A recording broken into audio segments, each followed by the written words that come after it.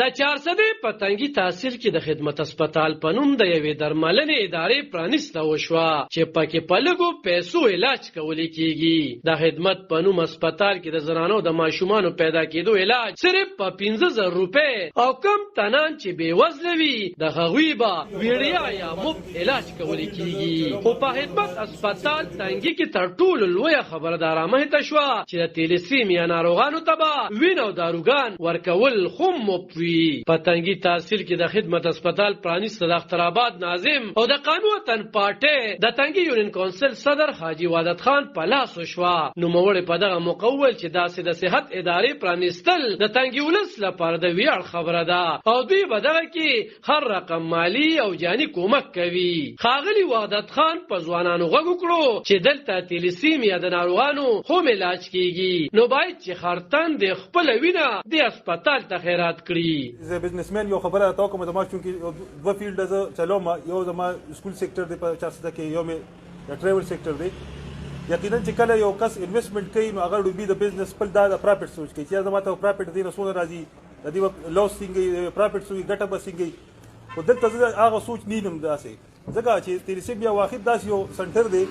چې دې ګټه مټه ګورې داسې نشته دا یو د خدای کار دی.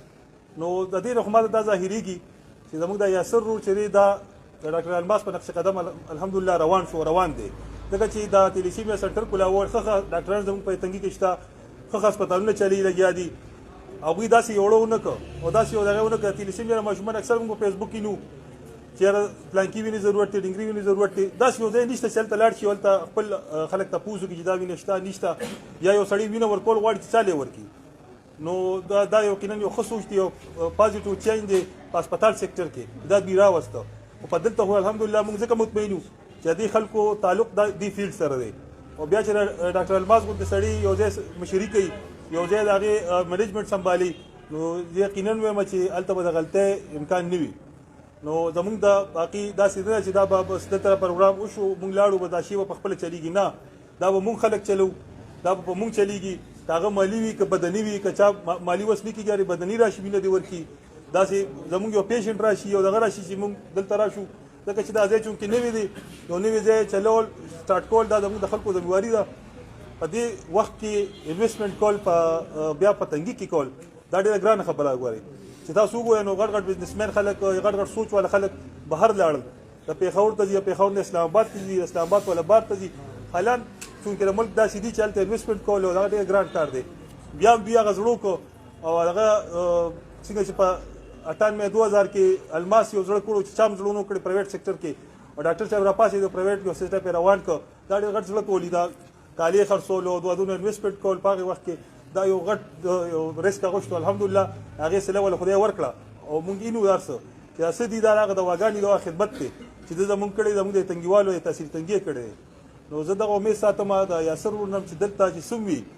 که الماس په پېښور کې وي که هر ځای کې موږ به یو موږ ته وایه که ستا وینې ته ضرورت وي په ټایم کې نور څه خبره اتري موږ به ته په نیمه شپه حاضر یو.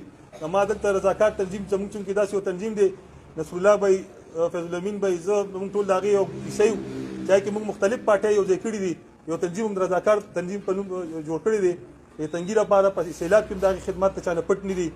زه هغې طرفه صدر دا اعلان کوم چې زموږ رضاکار تنظیم څونه ګروپ دی موږ به راځو دلته به وینه ورکوو.